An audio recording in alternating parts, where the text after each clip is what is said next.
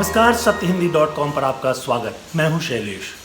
आनंद मरा नहीं, आनंद मरा नहीं करते। राजेश खन्ना और अमिताभ बच्चन की मशहूर फिल्म आनंद का ये डायलॉग आज भी लोगों के कानों में गूंजता रहता है।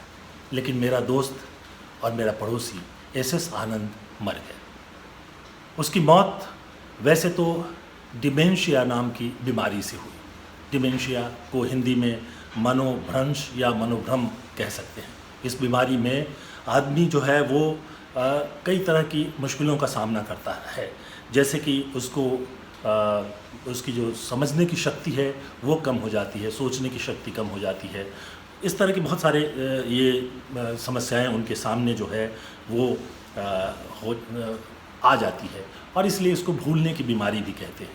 लेकिन आनंद असल में डिमेंशिया से नहीं मरा। कोई 3 दिन पहले अचानक उसकी तबीयत थोड़ी ज़्यादा ख़राब हुई। डिमेंशिया से तो वो 2-3 सालों से परेशान था ही। 2-3 अस्पतालों में उसके परिवार के लोग लेकर गए, लेकिन कहीं भी उसको एडमिट नहीं किया गया। जिस अस्पताल में करीब 3-4 साल से उसका इलाज चल रहा था, वहाँ भी उसको एडमिट नहीं किया गया क्योंकि उसको थोड़ा बुखार भी था और लोगों ने कहा कि संभव है कि उसको कोविड या कोरोना हो, और इसलिए अस्पताल ने उसको भर्ती नहीं किया। और आनंद मर गया। आनंद मर गया या आनंद को मार दिया गया? किसने मारा आनंद को? अस्पतालों ने, डॉक्टरों ने? लेकिन सच तो ये है कि अस्पतालों और डॉक्टरों को ऐसी सख्त हिदायत दी गई है कि कोरोना के अलावा आजकल वो किसी पेशेंट पर ध्यान नहीं देते हैं। दूसरी बीमारियों के जितने भी पेशेंट्स हैं वो अक्सर ये बातें सुनने को आती रहती हैं कि उनको पूरा इलाज नहीं मिल रहा है। तो क्या आनंद को हमारी सरकार ने मारा?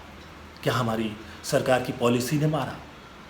आजकल स्थिति ये हो गई है कि सरकारों का पूरा ध्यान सिर्फ और सिर्फ कोरोना पर है। कोरोना एक संभ्रांत बीमारी है। सरकारों की राजनीति उस पर चल रही है। दुनिया भर में इसकी राजनीति चल रही है, डर की राजनीति।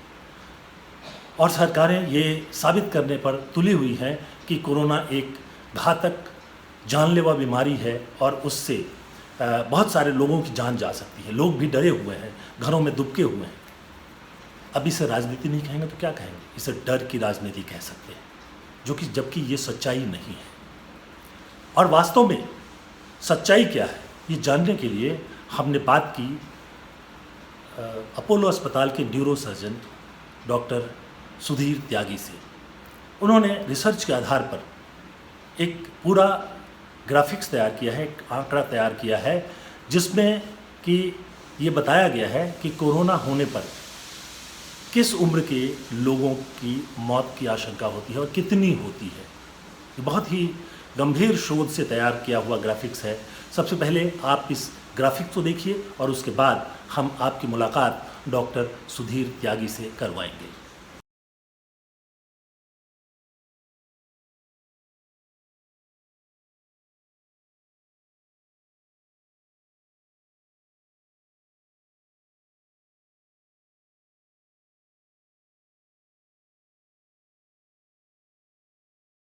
तो दोस्तों, जैसा कि हमने बताया था, इस वक्त हमारे साथ मौजूद हैं देश के मशहूर न्यूरो सर्जन डॉक्टर सुधीर त्यागी। डॉक्टर साहब, आपका बहुत बहुत स्वागत है हमारे इस प्रोग्राम में।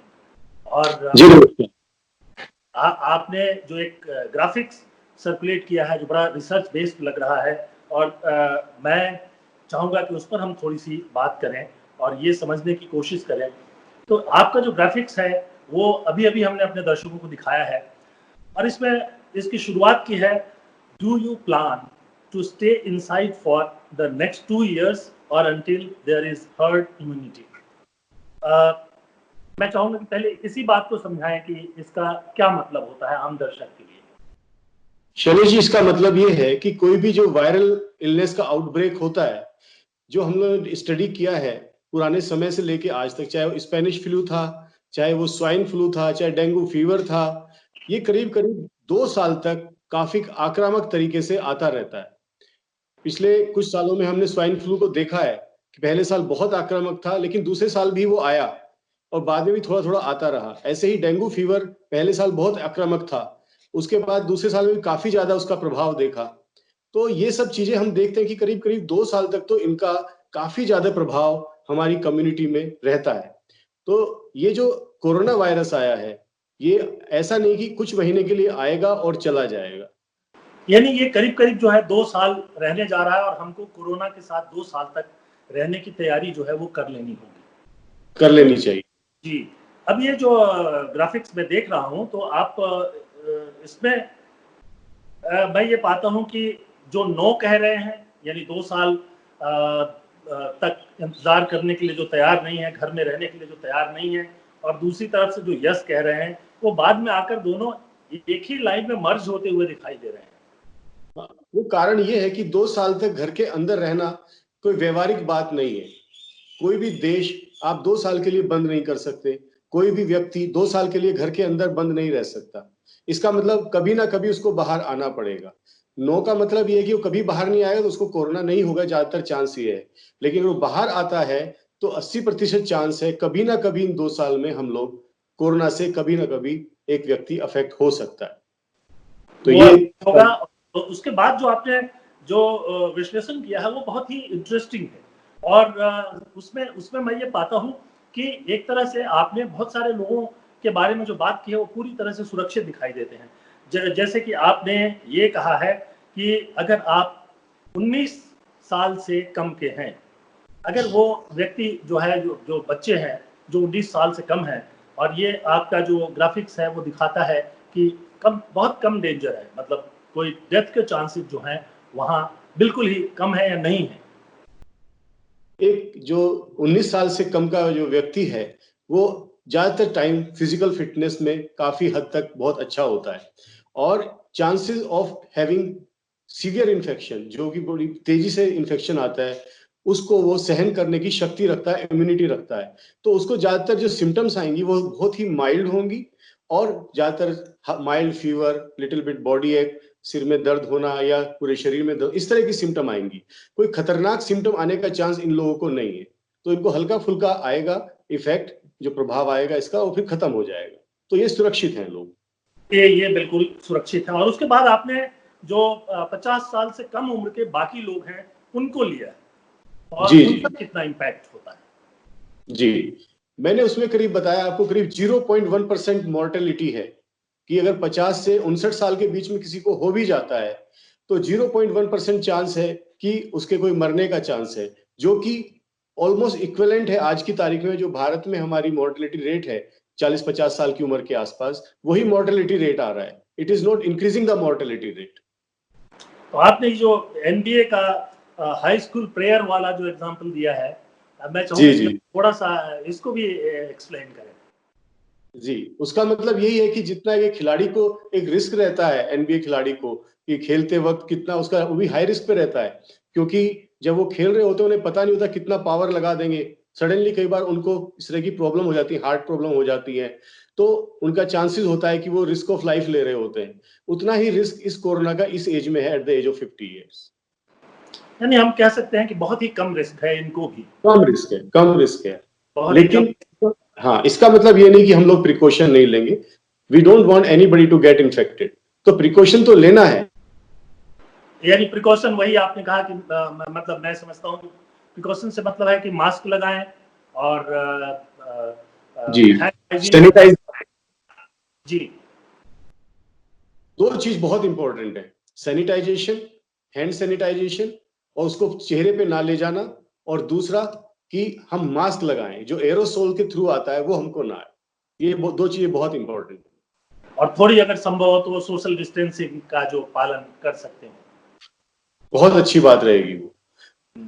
अब उसके बाद मैं अगर उसके नीचे आगे बढ़ता हूँ, तो 50 से 59 साल के लोग, यानी 60 के नीचे वाले, 50 से और 60 के बीच वाले लोग जो हैं, उनका एक रिस्क फैक्टर वो भी आपने इसमें बहुत कम दिखाया है। 0.4%, जो पहला डिकेड है उससे करीब 4 टाइम ज्यादा है, पर 0.4%, still it is very less. तो इसमें भी यही दिखाया गया है कि चांसेस पहले डिकेड वाले से ज्यादा हैं, लेकिन बहुत कम है कि कोई पेशेंट को हम रिस्क ऑफ लाइफ पे देख रहे हैं इसमें भी। वो यहाँ भी जो मैं करीब देख रहा हूँ करीब यहाँ जो देख रहा हूँ मैं 50 से 59 आपने कहा है 0.11%। जी तो ये तो बिल्कुल बहुत ही कम रिस्क, यानी हम कार भी खरीदते हैं, मोटरसाइकिल भी खरीदते हैं और उसको चलाते हैं सड़क पे, तो थोड़ा रिस्क तो होता ही है। जी। और अगर उसके हम अपनी इम्यूनिटी का ध्यान रखें और प्रिकॉशन लें, तो इसको भी हम एलिमिनेट कर सकते हैं, इस रिस्क को भी। उसके बाद का जो नंबर आपने लिया है 60 से 59 साल 69 साल के लोगों का, और वो है 0.47%, थोड़ा सा बढ़ा हुआ लग रहा है। तो थोड़ा ये बड़ा। बढ़ा हुआ क्यों? ये बढ़ा हुआ इसलिए कि जैसे हमारा एज बढ़ता है, हमारा जो इम्यूनिटी लेवल है वो थोड़ा डाउन होता है।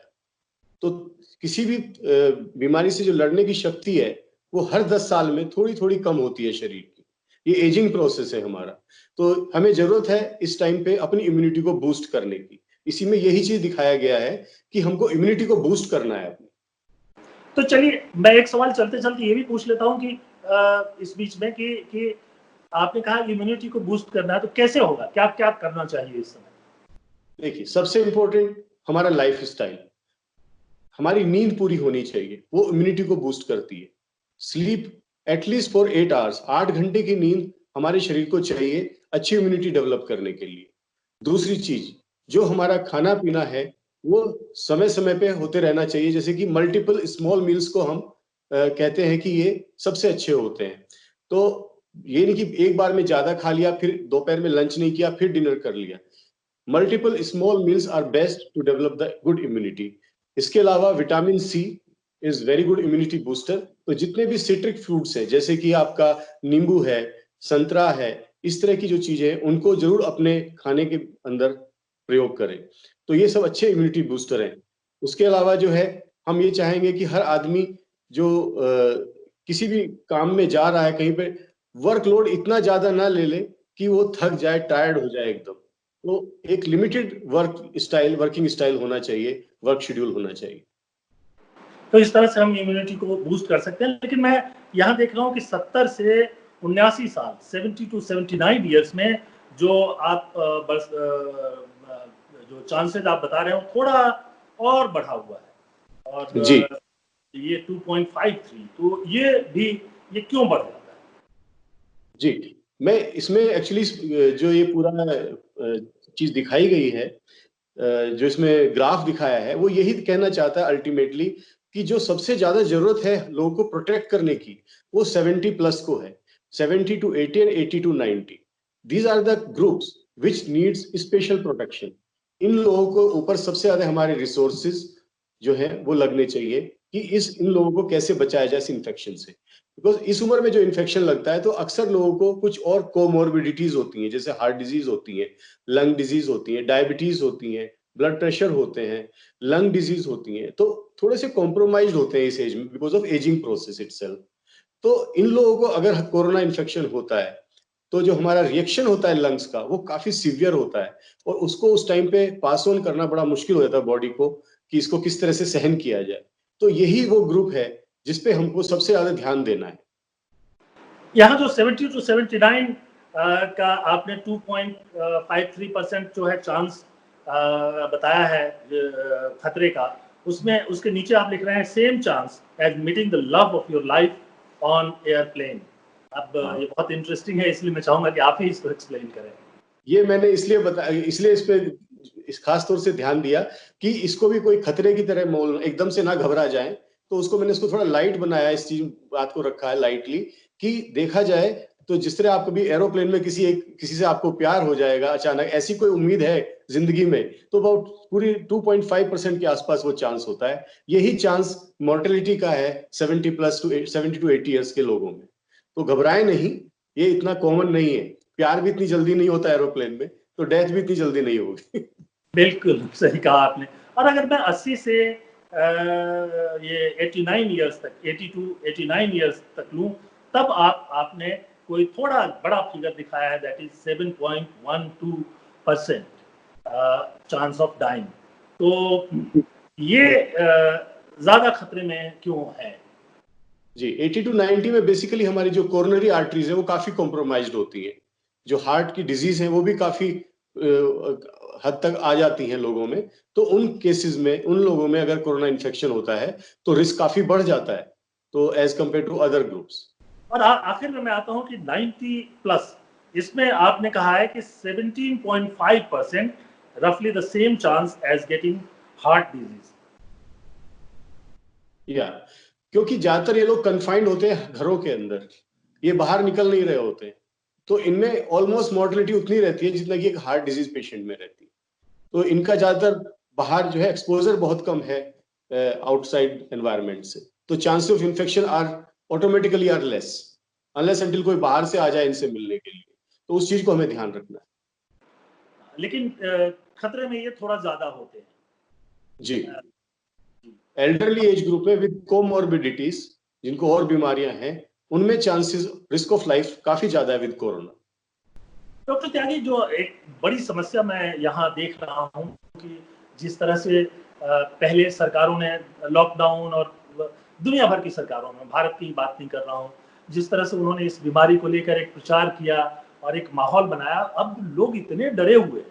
कई तरह की खबरें आती हैं। अभी गांव से खबर आ रही है कि जो बाहर से लोग जा रहे हैं उनको घुसने नहीं दे रहे हैं।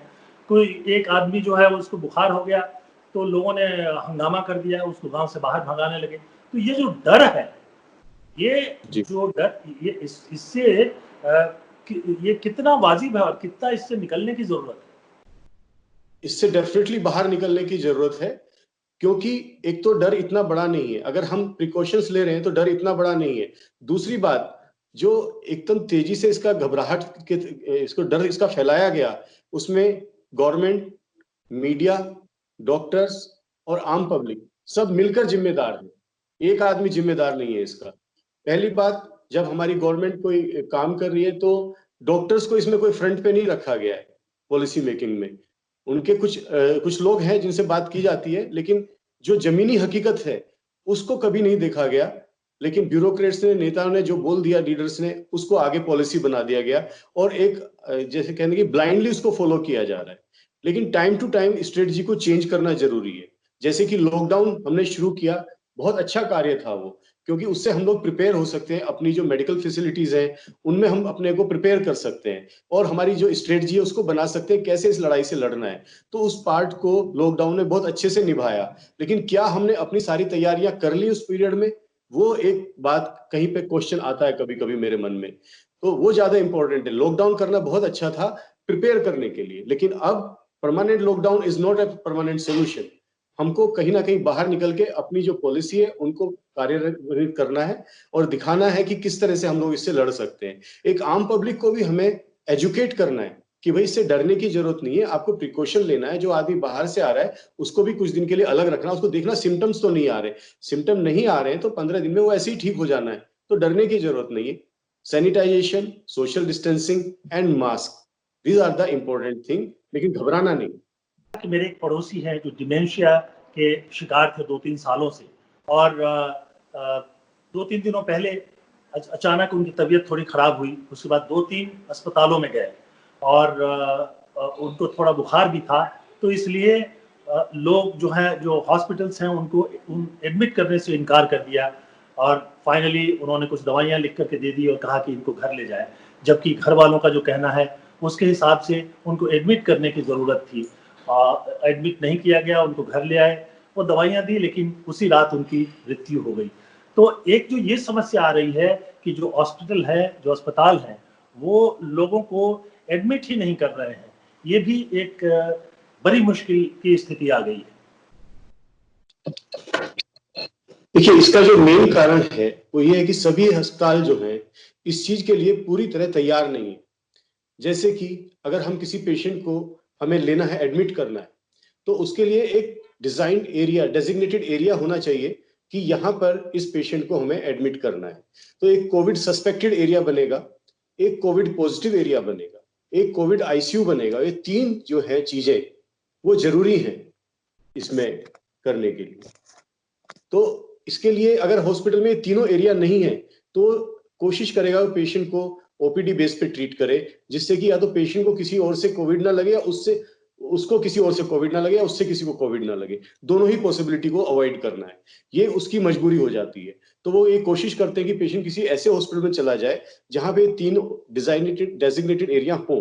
जैसे अगर पेशेंट आया जिसका हमने कोविड टेस्ट कभी किया ही नहीं, तो उसको पहले कोविड सस्पेक्टेड मान के एक कोविड सस्पेक्टेड एरिया में रखना है, उसका कोविड टेस्ट करना है। अगर वो पॉजिटिव या निगेटिव आया उस हिसाब से उसको ट्राइज करना है कि अगर पॉजिटिव आया तो पॉजिटिव एरिया में जाएगा, निगेटिव आया तो he is free to go to the normal wards. तो ये लोगों को बचाने के लिए गवर्नमेंट की पॉलिसी है, डॉक्टर्स की पॉलिसी है, हॉस्पिटल की पॉलिसी है।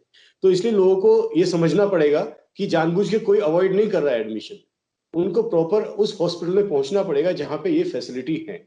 सब में ये फैसिलिटी नहीं है। जो हम बात कर रहे थे लॉकडाउन में प्रिपेयर होने की, वो यही था कि क्या हम प्रिपेयर हो गए पूरी तरह। तो सब जगह प्रिपरेशन उतनी अच्छी अभी नहीं है। कुछ हॉस्पिटल स्पेशली प्राइवेट हॉस्पिटल्स में काफी अच्छी प्रिपरेशन हुई है, पर वो कुछ गिने चुने हॉस्पिटल है, सब में नहीं। जाहिर सी बात है, इसके चलते बहुत परेशानी हो रही है। बहुत सारे दूसरी बीमारियों के लोगों के बारे में भी हमारे पास खबरें आती रहती हैं, अखबारों में भी छप रही है, व्हाट्सएप पे भी घूमता रहता है। जो हार्ट के पेशेंट हैं, जो दूसरे और समस्याओं से जुड़े हुए हैं, वो काफ़ी मुसीबत का सामना कर रहे हैं। हालांकि कई ऐसी बीमारियां हैं जैसे कैंसर, उसमें तो ये कोरोना से ज़्यादा मौत होती है। हाइपरटेंशन, उसमें भी ज़्यादा मौत होती है, सामान्य तौर पर ही होती है, कोई अभी नहीं बढ़ गई है, और उनको ज़्यादा केयर की भी ज़रूरत होती है। उनमें से जैसे कैंसर के या जो हाइपरटेंशन के मरीज हैं, वो तो अपने आप से ठीक नहीं होते, उनके लिए तो जी उनका इलाज जो है बिल्कुल ज़रूरी होता है। तो ये जो गंभीर स्थितियां हैं उसको देखते हुए मैं जो इस वक्त फिर से फोकस करना चाहूँगा कि एक आखिरी बात, एक आखिरी सवाल आपके सामने रखना चाहूँगा कि लोगों के मन से ये जो कोरोना नाम के का भूत सवार हो गया है, उसका डर कैसे निकले। अब मैं भूत इसलिए कह रहा हूँ कि जब हम लोग बच्चे थे तो भूत से ऐसे ही डरते थे। ठीक लगता है कि लोग जो है वो एक भूत से डरे हुए हैं, एक अदृश्य चीज जो है उससे डरे हुए हैं, घरों में दुबके हुए हैं, और जो समस्याएं हैं उसको भी झेल रहे हैं। जी, आपने सच इसको सही नाम दिया है भूत, क्योंकि ये सबके लिए भूत जैसा है। इवन हमारी मेडिकल फ्रेटर्निटी के लिए भी भूत ही है, क्योंकि ये माहौल पहली बार सबने देखा है। चाहे वो गवर्नमेंट हो, चाहे ब्यूरोक्रेट्स हो, चाहे डॉक्टर्स हो, चाहे पब्लिक हो, चाहे पेशेंट्स हो या मीडिया हो, ये माहौल सबने ही पहली बार देखा है। और इस माहौल को सामना करने के लिए हम सबको इकट्ठा होना भी बहुत जरूरी है, इसकी एजुकेशन होनी बहुत जरूरी है। भूत इसलिए सही वर्ड है कि एक्चुअली भूत सच में होता नहीं, भूत का डर ज्यादा मार जाता है। वही यहाँ पे भी हो रहा है, कोरोना का डर ज्यादा मार रहा है लोगों को, कोरोना का उतना डर है नहीं। कोरोना की इतनी स्थिति गंभीर नहीं है। जो मैंने आपको इस ग्राफ को हम लोग स्टडी कर रहे थे अभी, उसमें अगर देखा जाए तो ओवरऑल मॉर्टेलिटी कुल 2% निकल के आती है। 2%, अगर सारे ग्रुप देख ले हम तो 2% निकल के आती है। इसका मतलब है 98% चांस है कि हम लोग ठीक ही रहेंगे। लेकिन इस बात को प्रोपागेट करने की जरूरत है इनसाइड द पब्लिक। लोगों को बताने की जरूरत है, जो काम आप कर रहे हैं, हम आपके माध्यम से कर रहे हैं, वो यही है कि पब्लिक को ये पता चले कि ये इतनी बड़ी गंभीर बीमारी नहीं है। अगर इसको हम ध्यान से अपना ध्यान रखें, सोशल डिस्टेंसिंग का, मास्क लगाने का, सैनिटाइजेशन का, इन चीजों का ध्यान रखें, तो इतनी गंभीरता नहीं है जितना कि हम लोग डर गए हैं। तो इससे बचा जा सकता है, हम अच्छे से इससे बाहर निकल सकते हैं, क्योंकि इसका इलाज डॉक्टर से पहले हमारे हाथ में। और ये एक बात और निकल करके आती है कि कोरोना का संक्रमण हो जाए तो भी डरने की जरूरत नहीं है, क्योंकि ज्यादातर चांस यही है कि इससे हमारा कोई बड़ा नुकसान नहीं होगा, कम से कम मौत तो नहीं होगी। नहीं, ऐसा चांस बहुत कम है। 2% मॉर्टेलिटी अगर देखा जाए, मृत्यु दर बहुत कम है, लेकिन डेफिनेटली इससे बचा जा सकता है, उस 2% से भी बचा जा सकता है अगर हम अपना ध्यान रखें। Immunity boosting, social distancing, mask and sanitization. और अगर किसी को बाई चांस हो जाए तो जो भी कोविड हॉस्पिटल्स हैं उनमें टाइम से अगर पहुंचा जाए तो काफी अच्छा इसका क्योर रेट भी है। अब बहुत सारे लोगों का मैं देख रहा था, कुछ यूरोप में और अमेरिका में भी, वो तो घर में ही संक्रमण है, उसके बाद में घर में ही रह रहे हैं और वहीं ठीक हो जा रहे हैं। जी, अगर मान लो किसी को माइल्ड सिम्टम्स हैं तो उसको एडमिशन की जरूरत नहीं है, उसको घर पे ही क्वारंटीन करना चाहिए, बाकी लोगों से अलग रहना चाहिए और सोशल डिस्टेंसिंग मेंटेन करनी चाहिए। तो अबाउट 2 वीक्स में, 2 हफ्ते के अंदर चांसेस हैं कि उसकी सिम्टम्स काफी हद तक सबसाइड हो जाती हैं। Then he can go for COVID test. अगर वो नेगेटिव है, he can go to the public area. Doctor साहब, बहुत बहुत धन्यवाद इस बातचीत के लिए। बहुत बहुत सही समय पर बहुत अच्छी जानकारी आपने दी, और इसके लिए हम सब जो है बहुत बहुत शुक्रगुजार हैं आपके लिए। जी नमस्कार, मैं आपके माध्यम से कुछ कह पाया, धन्यवाद। अभी हम बात कर रहे थे देश के मशहूर न्यूरोसर्जन डॉक्टर सुधीर त्यागी से, और डॉक्टर त्यागी ने बहुत साफ तौर पर बताया कि कोविड या कोरोना से मौत का कोई विशेष खतरा नहीं है।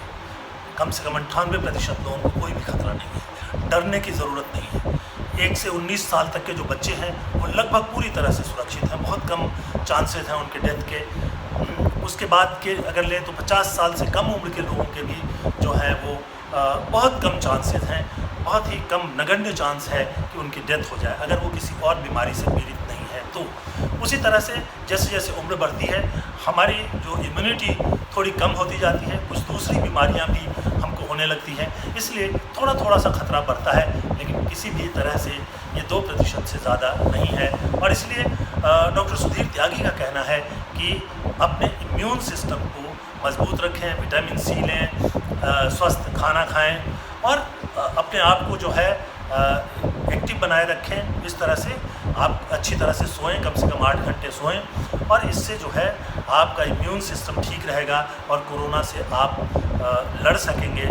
और सभी लोगों को अब ये मालूम हो गया है, सारे विशेषज्ञ, सारे डॉक्टर, सारे जो महामारी विशेषज्ञ हैं वो बार बार कह रहे हैं कि संक्रमण जो होगा वो उसमें 80% लोगों को तो पता ही नहीं चलेगा कि वो संक्रमण कैसे हुआ, कब हुआ, और उन ख़त्म भी हो जाएंगे। जो 20% बच जाते हैं उनमें से भी 15% लोगों को माइल्ड संक्रमण होगा और वो पूरी तरह से स्वस्थ हो जाएंगे। ज़्यादा से ज़्यादा 5% लोगों को अस्पताल ले जाने की ज़रूरत पड़ सकती है और ख़ास तौर पे वही लोग होंगे जिनको कोई ना कोई और बीमारी होगी। तो कोरोना के साथ हमको जीना है और हर्ड इम्यूनिटी आने में कम से कम 2 साल लगते हैं। हर्ड इम्यूनिटी का मतलब होता है कि सामूहिक प्रतिरक्षा, यानी कम से कम 50 से 60% आबादी को जब कोरोना वायरस का संक्रमण हो जाएगा तो शरीर अपने आप इम्यून सिस्टम डेवलप कर लेगा और वैसी स्थिति में जो संक्रमण है वो बिल्कुल कम हो जाएगा या लगभग खत्म हो जाएगा। तो और इस काम में जो अभी तक स्पेनिश फ्लू, स्वाइन फ्लू, बहुत सारे इस तरह की बीमारियां आई हैं उनमें करीब 2 साल लगा है और अब डॉक्टर यही मान रहे हैं कि 2 सालों तक ये चलेगा। और इसलिए सबका मानना है कि हमें सामान्य कामकाज शुरू करना चाहिए। सरकार जितनी अनुमति देती है उतना ही हम कर सकते हैं, हम सरकार के आदेश के बाहर नहीं जा सकते हैं, लेकिन सरकारों को भी सावधानी से फैसला करना चाहिए। और सारे विशेषज्ञ भारत के ये कह रहे हैं कि जो कोरोना की नीति है वो सरकार में जो गैर डॉक्टर हैं वो बना रहे हैं।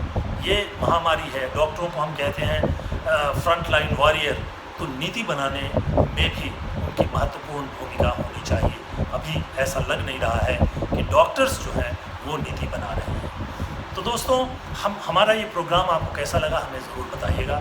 सत्यहिंदी.com पर लॉगिन करके आप अपनी राय वहाँ रख सकते हैं। उसके अलावा इस वीडियो के बाद और सत्यहिंदी.com पर आपको एक डिस्क्रिप्शन का आइकॉन मिलेगा, उसको आप बटन को दबाएं तो आपको हम बताएंगे कि आप सत्यहिंदी.com से और बेहतर ढंग से कैसे जुड़ सकते हैं।